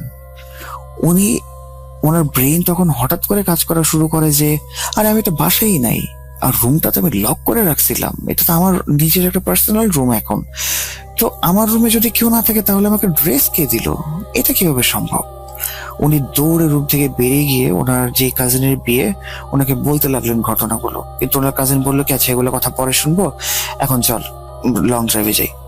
তো ওনারা যখন ড্রাইভে গেলেন তখনও বারবার ফাইজান ভাই এই জিনিসগুলো শেয়ার করার চেষ্টা করছিলেন, কিন্তু ওনার কাজিন ওনাকে বারবার বলছিলেন কি দেখ এখন একটা ভালো মুডে আছে, এখন আমার মুডটা খারাপ করিস না, এখন এই সমস্ত কথা বাদ দে, পরে শুনবো এগুলো কথাবার্তা, এগুলো এখন আর শুনতে চাচ্ছি না। এরপরে কি হলো, ওনারা ড্রাইভ শেষ করে যখন রাতের বেলা বাসায় ফিরলেন, তো ফাইজান ভাই তখন নামাজ পড়বেন। উনি আবার নামাজের খুবই পাকা টাইম ছিল ওনার নামাজের, উনি কখনো নামাজ মিস দিতেন না, পরিপূর্ণ একজন নামাজি ব্যক্তি ছিলেন উনি। তো উনি কি করলেন, ফেরার পরে রিসোর্টের একটা জায়গা আছে, যে জায়গাটা নামাজ ঘর, আসলে ছোট, বেশ খুব বেশি বড় না। তো উনি কি করলেন, উজু করে সেই জায়গাতে নামাজ পড়তে দাঁড়ালেন। তো উনি যখন নামাজ পড়তে দাঁড়ালেন, উনি খেয়াল করলেন যে ওনার পেছনে মনে হচ্ছে আরো 5 থেকে 6 জন বা এরও বেশি লোক ওনার পেছনে সুন্দর করে কাতার করে দাঁড়িয়ে গেল নামাজের জন্য। এবং এমন না যে ওনারা নিজে নিজে নামাজ পড়ছেন। আর যখন ফাইজান ভাইরা লং ড্রাইভ থেকে চলে আসেন, তখন ওনার বাকি কাজিন যারা ছিল ওরা অলরেডি একে অপরের রুমে চলে গেছিল ঘুমানোর জন্য। তো ফাইজান ভাই সেটা জানেন যে ওদের মধ্যে থেকে তো কেউ আসবে না, তাহলে বাসার বাকি গেস্টদের মধ্যে থেকে কেউ হয়তো আসতে পারে। তো তখন উনি দেখলেন কি যে এই ব্যক্তিগুলো আসলে ইন্ডিভিজুয়াল নামাজ পড়ছে না, সবাই নামাজ পড়ছে কি ইমাম ধরে। অর্থাৎ ফাইজান ভাইকে ইমাম মনে করে ওনারা সবাই নামাজ পড়ছেন। উনি যখন হচ্ছে আল্লাহ আকবর বলে রুকুতে যান তখন ওরাও রুকুতে যায়, উনি যখন আল্লাহ আকবর বলে সেজদাতে যান তখন তারাও সেজদাতে যায়। তো উনি যখন রুকু এবং সেজদা করেন তখন পেছনের দিকে যখন চোখটা যায় উনি দেখতে পাচ্ছিলেন যে কারো পা দেখা যাচ্ছে, কারো হাত দেখা যাচ্ছে, একটু লোয়ার বডি দেখা যাচ্ছে। তো উনি নামাজ শেষ করার পরে যখন সালাম ফেরাবেন, যখন ডান সাইডে তাকে বলেন আসসালামু আলাইকুম ওয়া রাহমাতুল্লাহ, এবং বাম সাইডেও যখন একই কথা বললেন তখন উনি দেখছিলেন যে আশেপাশে কাউকে দেখা যাচ্ছে, কিন্তু সালাম ফিরে যখন উনি মাথাটা সোজা করে আবার সেদিকে দেখলেন কেউ নাই সেই জায়গায়। একেবারে খালি শুনশান নীরব একটা জায়গা। অ্যাকচুয়ালি নো বডি ওয়াজ দেয়ার, কেউই ছিল না। এটা দেখে উনি ভয়ে দোয়া না করেই দৌড়ে চলে যান ওনার আরেক কাজিনের রুমে এবং দরজা নক করতে থাকেন। রাত তখন প্রায় 1টা-1:30। তো ওনার কাজিন হচ্ছে মানে হন্তদন্ত হয়ে দরজা খোলেন এবং বলেন যে কিরে ভাই, এত রাতের বেলা দরজা ধাক্কাতেছিস কি কারণে, তোর কি মাথা খারাপ নাকি? উনি বললেন কি যে এখন কিছু বলবো না, পরে কথা বলবো, আমি আজকে রাতের বেলা তোর সাথেই ঘুমাবো। তো উনি ওনার কাজিনের সাথেই রাত্রেবেলা ঘুমালেন। তো সকালবেলা ওঠার পরে উনি ওনার কাজিন যখন কথা বলছিলেন তখন ওনার কাজিন ওনাকে জোর করে জিজ্ঞেস করছিল যে এবার তো বল ভাই কি হয়েছিল গতকালকে রাত্রেবেলা। উনি ওনার কাজিনকে সবকিছু খুলে বলেন, কিন্তু ওনার কাজিন বলে কি এটা হচ্ছে তোমার মনের ভুল। তো ওনার কাজিন উনি এটাও বলেন যে তাহলে গতকালকে রাতের বেলা যে তাওয়েল দিছিল এটা, উনি বলেন কি এটাও তোমার মনের ভুল। তখন ফাইজান ভাই বলেন কি যে এটা কেমন মনের ভুল, এটা এটা এটা আবার কিরকম মনের ভুল হয়, আমি তো পাগল না। তো যাই হোক, সেদিনের পরে আসলে ফাইজান ভাইয়ের মাথাটা কিছুটা উল্টাপাল্টা হয়ে যায়। উনি নিজের মতো করেই থাকার চেষ্টা করেন এবং চিন্তা করেন যে আমি বাদে যেহেতু এখানে এই সমস্যাগুলি কেউ দেখছে না, সুতরাং হচ্ছে এটা আমাকে নিজের মতো করেই ডিল করতে হবে। আমি আসলে এখানে কাউকে কোনো কিছু বলে কোনো লাভ করতে পারবো না, তো এটা নিজের মতোই ডিল করতে হবে। তো সেদিন রাতের বেলা উনি হচ্ছে মোটামুটি সন্ধ্যের পরে উনি গেলেন হচ্ছে ছাদে, রিসোর্টের ছাদে, ছাদটা দেখার জন্য। মেইনলি কাজ ছিল আসলে সিগারেট খাওয়াও। তো উনি সিগারেট খাচ্ছিলেন, হঠাৎ করে ওনার চোখে নজরে পড়লো ছাদের একদম কোনায় একটা মেয়ে দাঁড়িয়ে আছে। উনি যখন একটু ভালো মতো খেয়াল করলেন যে মেয়েটাকে, তখন উনি বুঝতে পারলেন যে এটা হচ্ছে ওনার সেই মানে কাজিন, যে কাজিনের বিয়ে তার হচ্ছে কাজিন, মানে কাজিনের কাজিন। তো উনি কি করলেন, ওদিকে গিয়ে হচ্ছে একটু যখন দেখলেন উনি বুঝতে পারলেন যে এটাকে, এবং এই মেয়েটা ছিল আসলে তিনি যাকে উনি হচ্ছে পছন্দ করতেন এবং যাকে বিয়ে করার জন্য উনি কিছুটা আগ্রহী ছিলেন। কিন্তু উনি জানতে চাচ্ছিলেন আসলে যে এই মেয়েটা তাকে পছন্দ করে কিনা, বা হচ্ছে সে বিয়ে করতে রাজি হবে কিনা। বাসায় প্রস্তাব পাঠানোর আগে উনি এই জিনিসগুলি জানতে চাচ্ছিলেন, কারণ উনি এটা কখনোই চাচ্ছিলেন না যে হচ্ছে প্রস্তাব পাঠালেন আর মা বাবার চাপে পড়ে মেয়েটা বিয়ে করে নিল। তো উনি যখন সিগারেটটা ফেলে চিন্তা করলেন যে এটাই হচ্ছে সবচেয়ে ভালো একটা সুযোগ, মেয়েটাকে জিজ্ঞেস করি। তখন উনি দেখলেন কি মেয়েটা ওনার দিকে এগিয়ে আসছে, এবং এগিয়ে এসে মেয়েটা হচ্ছে ওনার হাত ধরলো, হাত ধরে বললো কি যে ফাইজান, তুমি তো চাচ্ছ যে তুমি আমার বাসায় বিয়ের প্রস্তাব পাঠাবা, তুমি চাইলে আমার বাসায় বিয়ের প্রস্তাব পাঠাইতে পারো, I am ready to marry you actually. তো এই কারণে তখন ফাইজান ভাই কি করেন, এই কথাটা শুনে নিজের হাতটা সরিয়ে নিলেন এবং বললেন কি যে আচ্ছা ঠিক আছে, তাহলে তো আর কোনো সমস্যাই থাকলো না। এক কাজ করে তাহলে আমার কাজিনের বিয়েটা শেষ হোক, এরপরে তোমার বাসায় বিয়ের প্রস্তাব পাঠাবো। তো মেয়েটাও হচ্ছে রাজি হলো, এবং পরে হচ্ছে ফাইজান ভাই বললেন কি যে চলো আমরা নিচে চলে যাই, কারণ হচ্ছে এরকম অন্ধকারের টাইমে যদি আমাদের দুজনকে এভাবে ছাদে কেউ দেখে তাহলে হচ্ছে উল্টাপাল্টা কথা বলতে পারে। মেয়েটা বললো কি যে আপনি চলে যান নিচে, আমি একটু পরে আসতেছি। তো ফাইজান ভাই যখন মানে নিচে আসতেছিলেন তখন ওনার মনটা খুব ভালো যে উনি যাকে চাচ্ছিলেন, মন থেকে ভালোবেসেছিলেন, তাকে এখন উনি পেয়ে যাবেন, বিয়ের প্রস্তাব পাঠানো হবে। তো এই কথা চিন্তা করতে করতে উনি যখন নিচে নামছেন তখন উনি দেখতে পেলেন কি যে এই মেয়েটাই আবার সিঁড়ি দিয়ে উপরের দিকে উঠছে, এবং উপরের দিকে ওঠার সময় মেয়েটা তাকে বললো কি আসসালামু আলাইকুম ফাইজান ভাই, ভালো আছেন? উনি তো অবাক, উনি অবাক হয়ে গেলেন। অবাক হয়ে কি করলেন, সেখানে কিছুক্ষণ স্টিল দাঁড়িয়ে থাকলেন। 1-2 মিনিট পর উনি যখন ছাদের দিকে গেলেন তখন দেখলেন কি মেয়েটা হচ্ছে একটা চেয়ারের মধ্যে বসে বান্ধবীর সাথে কথা বলছে। উনি মেয়েটাকে গিয়ে জিজ্ঞেস করলেন যে এই তুমি কি একটু আগে ছাদে গেছিলা, ছাদে কি করতেছিল? মেয়েটা বলে কি বলেন ফাইজান ভাই, আমি তো কখনো রিসোর্টের ছাদে যাই নাই, আর এখানে এত একটা ফাংশন চলছে, আমি ছাদেই বা কি কারণে যাব, আপনি হঠাৎ করে এই কথা কেন জিজ্ঞেস করছেন? তখন ফাইজান ভাই বললো কি যে না তেমন কিছু না আসলে, আচ্ছা থাক সমস্যা নেই, জান নেই, যেটা আমি এটা ভুল দেখছি। তো ফাইজান ভাই মনে মনে চিন্তা করতেছে কি এটা আসলে কি সমস্যা হচ্ছে, আমি তো বুঝতে পারছি না। আচ্ছা, তো এর মাঝখানে উনি কি করতেন, একদিন এক কাজিনের রুমে, একদিন এক বন্ধুর রুমে, এরকম করে করে থাকছিলেন। তো এরপরে আসলে ওনার লাইফে সেই বিয়ে নিয়ে এমন একটা ঘটনা ঘটে, যেই কারণে হচ্ছে এই বিয়েটা উনি আর অ্যাটেন্ডই করতে পারেননি, বা হচ্ছে এই কারণেই বললাম শুরুতে যে ওনার কাজিনের সাথে ওনার খুব ভালো একটা সম্পর্ক ছিল বা ভাই ছিল। মোটামুটি প্রায় 3-4 দিন পরের রাতে ফাইজান ভাইয়ের রাত 8টার দিকে মোটামুটি ভালো ঘুম ধরে যায়। উনি ওনার রুমে ঘুমাতে চলে যান। তো ঘুমানোর সময় উনি শুনতে পেলেন কি, মোটামুটি প্রায় তখন 10টার মতো হবে, উনি শুনতে পেলেন ওনার ঘরের বাহিরে কেউ টোকা দিচ্ছে এবং অনেকগুলো মানুষ দাঁড়িয়ে আছে। উনি যখন ঘুম থেকে উঠে দরজাটা খুললেন, তখন বাহির থেকে দেখলেন কি ওনার কাজিন দাঁড়িয়ে আছে। ওনার কাজিন বলছে কি, ফাইজান তুই এই এত বড় খারাপ কাজটা কিভাবে করলি? তখন ফাইজান ভাই বললো কি, কিরে ভাই, ঘুমানো কি খারাপ কাজ নাকি? ফাইজান ভাই বললো কি, রসিকতা করিস না, আমি কোনো রসিকতার মুডে নেই, চল। তো আশেপাশে আরো লোকজন দাঁড়ানো ছিল। তো উনি ফাইজান ভাইয়ের হাত ধরে নিয়ে একটা রুমে নিয়ে গেলেন এবং মেয়েটার পাশে বসিয়ে দিলেন, এবং মেয়েটা তখন কাঁদছে, ওই মেয়েটাই যাকে উনি পছন্দ করতেন। তো মেয়েটাকে কাঁদতে দেখে উনি জিজ্ঞেস করলেন যে কি ব্যাপার, তোমার কি হয়েছে, তুমি কাঁদতেছো কি কারণে, আর তোমরা আমাকে এভাবে ডেকে আনলা কি কারণে? তখন ফাইজান ভাইয়ের কাজিন বলে কি, তোমার কাছ থেকে এই ধরনের আচরণ আমরা এক্সপেক্ট করিনি ভাই। তো উনি বললেন কি হয়েছে? মেয়েটা তখন কোনো কথা বলছে না। তখন ফাইজান ভাইয়ের কাজিন বলেন কি, যে তুই ওর যখন হচ্ছে রুমের মধ্যে একা একা ছিল, তখন তুই ওর রুমে উকি দিচ্ছিলি কি কারণে? ফাইজান ভাই তো আকাশ থেকে পড়ে, উনি বলেন কি, আরে ভাই আমি তো 2 ঘন্টা ধরে ঘুমাচ্ছি, আমি কিভাবে এখানে আসবো? তোরাই তো আমাকে ডেকে তুললি। মেয়েটা তখন বললো কি যে, ফাইজান ভাই মিথ্যা কথা বললেন না, আমি কিন্তু নিজে আপনাকে দেখছি আপনি উকি দিচ্ছেন। এই কথা বলে মেয়েটা কান্না শুরু করলো। উনি চিন্তা করলেন, আচ্ছা মেয়ে যখন নিজে ভেরিফাই করে বলছে, তাহলে আসলে এখানে আমার কিছু করার নাই। এই কথা বলে উনি হচ্ছে রুমে চলে আসলেন এবং ওনার ব্যাগ ট্যাগ সবকিছু গুছিয়ে বাড়ি চলে আসলেন, বিয়েটা অ্যাটেন্ড না করি। আর তো সাথে সাথে ফাইজান ভাইয়ের সম্পূর্ণ পরিবার বাড়িতে চলে আসে। তো ফাইজান ভাই এরপর আমাকে বলেন কি যে এটার কারণ আসলে কি ছিল আমি জানি না। মেয়েটাও নিজের জায়গা থেকে ঠিক ছিল, কারণ আমিও তো আমার নিজের রূপের মানুষ দেখেছি। মেয়েটার রূপ ধরে কেউ এসছে আমি সেটাও দেখেছি। হয়তো বা জিন ঘটিত কোনো সমস্যা। এখানে আসলে যারা আমাকে অ্যাকিউজ করলো তাদেরও কোনো দোষ নাই, বা হচ্ছে মেয়েটারও কোনো দোষ নাই, আমারও তো কোনো দোষ নেই, কিন্তু সাফার তো করলাম আমি। এরপর থেকে নাকি ফাইজান ভাইয়ের কাজিনের সাথে তার আর কখনো যোগাযোগ হয় নাই। ফাইজান ভাইয়ের মাও কখনো তার বোনের সাথে আর কথা বলেন নাই, কখনোই আর যোগাযোগ হয় নাই। তো এখন ফাইজান ভাই বিয়ে করেছেন, কিন্তু এখন ওনার মাথায় এই প্রশ্নগুলো থাকে যে সেই দিনগুলোতে আসলে কি হয়েছিল, নিজের চেহারা উনি কাকে দেখেছিলেন এবং কেনই বা ওনার সাথে এরকম করা হলো। যখন এই প্রশ্নগুলো তার মাথায় আসে, উনি অনেক উত্তর খোঁজার চেষ্টা করেন, কিন্তু উত্তর কখনোই খুঁজে পান না। তো এই ছিল প্রিয় লিসেনার্স আপনাদের জন্য আমার কালেক্ট করা আজকের ঘটনা। যদি ভালো লাগে তাহলে খুবই ধন্যবাদ, আর ভালো না লাগলে আমি রিয়েলি সরি।